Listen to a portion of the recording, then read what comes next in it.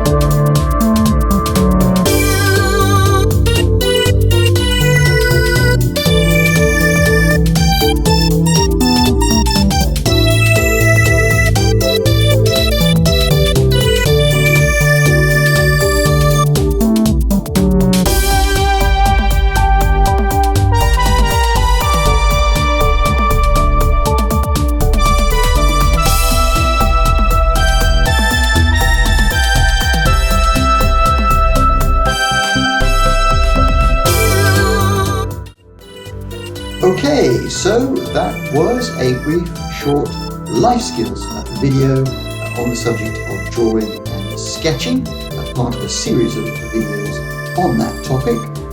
I hope you found it useful, and I certainly enjoyed making it.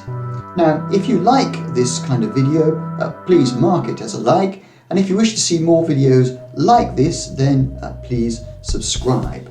And apart from that, all that is left for me to say is thank you very much for watching and listening to this video, and bye for now.